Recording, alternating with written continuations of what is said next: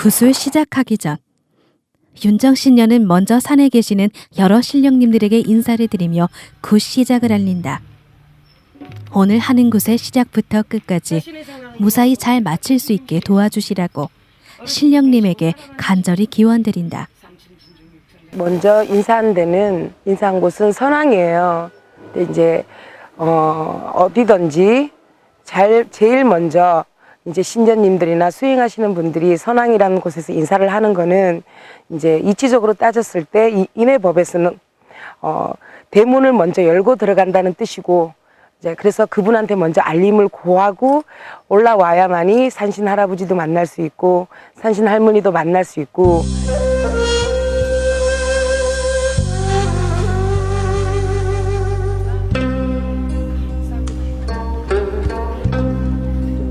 산에를 가면 이제 첫 번째로 산신령님도 계시고 또 산에 산신 장군님도 계시고 또 산천이라 해서 산에는 항상 물이 있어요.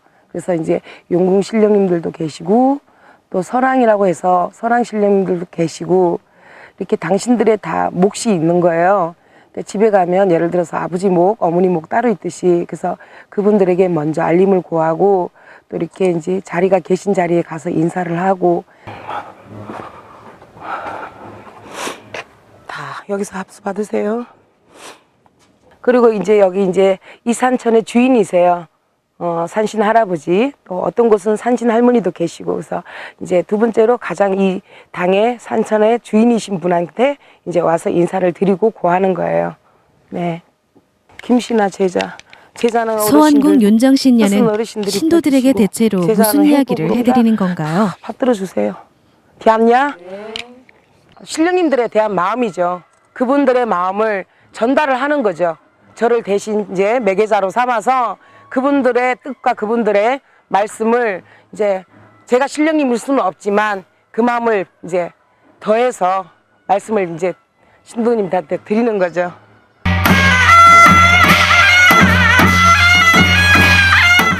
소원궁 윤정 신녀는 어릴 적 여느 아이들과 다르게 앞날을 내다보는 능력이 있었다. 특히 꿈을 꾸고 나면 현실에서 꿈 내용과 똑같이 일치하곤 했다. 그러나 딸 자식을 무척이나 끔찍이 사랑했던 어머님은 그런 딸아이의 능력을 무척 염려하셨다고 한다.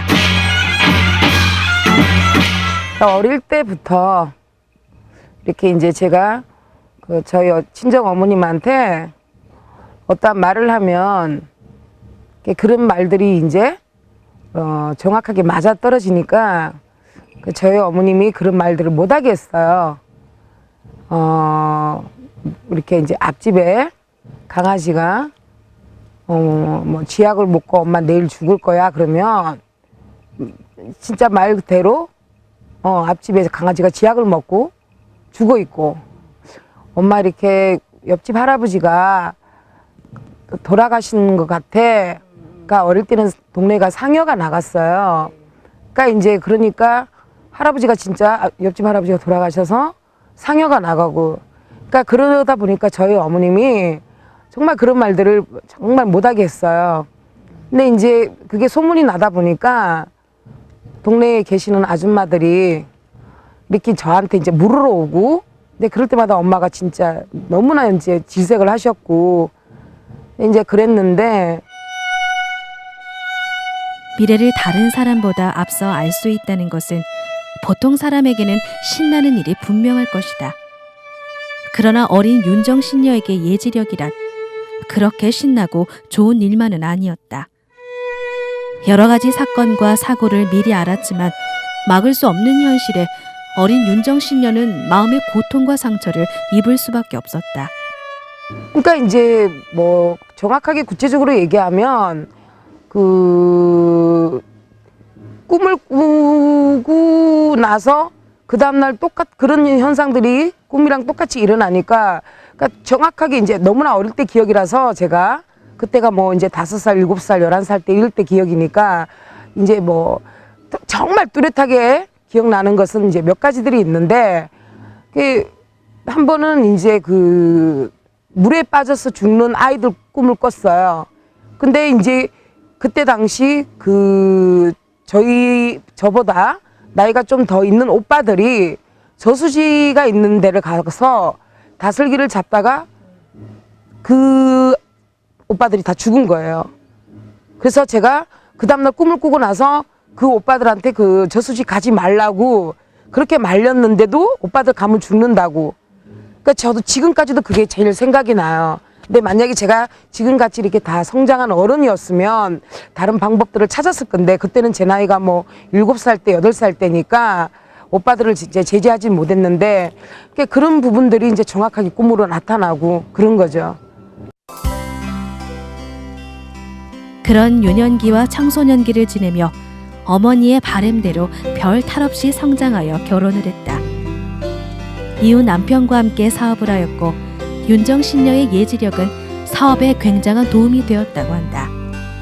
그러니까 이제 예를 들어서 그 다음날 제가 어디 매매를 하러 가려고 하면 그 금액이 보여지는 거예요. 꿈으로 보여지고 제가 이제 뭐 집을 사러 가게 되면 건물을 사러 가게 되면 그 건물을 제가 미리 꿈으로 다 보는 거예요. 그래서 그 건물 벽 색깔이 어떤 색인지 아니면 어떻게 그 옆에 건물 옆에 어떤 가게들이 있고 어떤 건물들이 또 있는지 그러니까 미리 전날 그런 꿈을 다 꾸어주시고 그 다음날 가서 확인을 하면 그게 이제 정확하게 꿈같이 똑같이 이렇게 맞아 떨어지는 거예요. 그런데 어느 날부터 일반인으로 살아가던 윤정 신녀는 운명같이 어떤 강한 이끌림을 점차적으로 따르게 되었다. 혼자서 스스로 초를 밝히고 향을 사르며 기도를 드렸다. 심지어 직접 불교 상회에 가서 불사 단지를 사서 방에 모시고 정성을 다해 기도를 드렸다고 한다. 그러니까 첫 번째로는 제 눈에 이제 신령님들이 이렇게 눈을 떠갖고 있어도 보였고 눈을 감고 있어도 보이고 또 자고 있을 땐 꿈으로도 나타나고 그 다음에 이제 두 번째는 제가 이제 어떤 분들을 보면 제 의지와는 상관없이 그분들한테 무슨 말씀들이 전해져 나가는 거고 또 그분들 어깨나 그분들 머리 위에 이렇게 그 소위 말하는 그 눈에 보이지 않는 흔히 말하는 문제 조상령이라든가 아니면 이제 그런 분들이 이렇게 인간들이 눈으로 봐야 되지 안 보이는 부분들이 보이는 거예요. 네. 소위 신계 증세가 날이 갈수록 심해졌고 그녀의 무병 증세가 구체적이고 정확하게 나타나기 시작하였다. 신을 모시게 된 가장 결정적인 계기, 즉 자연 그대로의 말문이 트인 무불통신의 단계에 이르는 것이었다. 그럼에도 불구하고 신의 뜻에 따르지 않고 일반인으로서의 삶을 살았던 윤정 신녀는 인간으로서 감내하기 어려운 고통스러운 시간을 보낼 수밖에 없었다. 그렇지만 그래도 그건 아닐 거라는 생각을 하고 많이 이렇게 시간을 더 지냈죠. 그러니까 지내는 시간이 더 엄청난 고통이 따랐고 많은 시련이 왔고 또 많이 이제 인간으로 극복할 수 있는 그 인간의 힘으로 한계까지 오게 된 거예요. 그래서 결국은 이제 신령님들의 부름을 받게 됐죠. 당연히 잘 운영되던 사업체도 기울기 시작했고 급기야는 사업체의 모든 운영권을 포기하고 접을 수밖에 없었다. 네, 이제 신령님들을 모셔야 되는 운명에 있는 예비 신녀가 이제 그 부름을 안이 받고 그렇게 이제 계속 그냥 제가 하던 일을 하다 보니 결국은 사업이 파산이 됐어요. 사업이 파산이 되고 이제 모든 게 제가 소유하고 있고 제가 보유하고 있던 모든 것들이 진짜 바람같이 날아가고 정말 바닥까지는 내려가게 하고 이제 그래서 정말 이제는 더 이상은 버틸 수 있는 힘도 없고 여력도 안 되고 또 한계까지 왔고 이제 그런 상황이 되었죠. 그리하여 결국 윤정 신녀는 이 모든 것에 대한 부분을 크게 깨우치고 결국 사업할 때 공을 들이면서 알고 지냈던 단골네 무당에게서 신내림 굿을 하기로 마음의 결정을 하였다. 네, 전북 부안에 금강정사라는 기도도량이 있어요, 굿당. 근데 이제 제가 저는 사업을 할 때 제가 자주 다니던 단골네 이제 만신이 계셨고 그분한테 이제 제가 내림굿을 부탁을 했죠.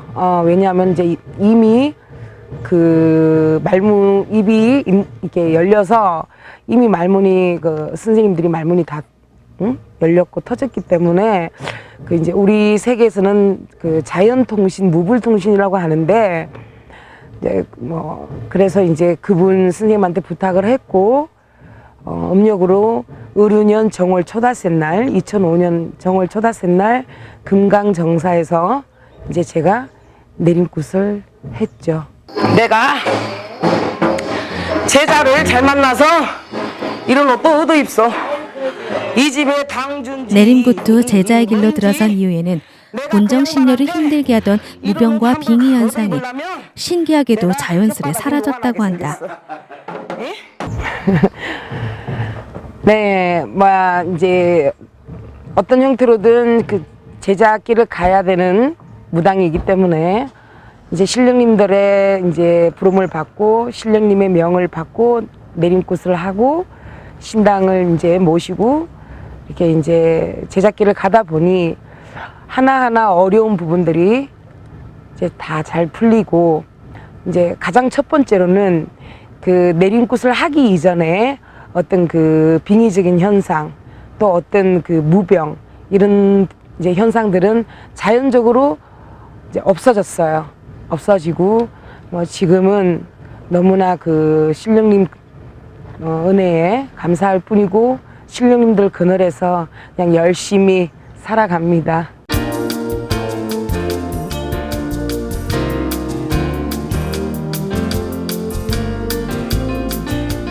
사업가에서 무당되어 사제로 살아온 지 어연년. 그동안 윤정신녀는 신도의 아픔을 달래고 그 아픔을 함께하려고 노력해왔었다.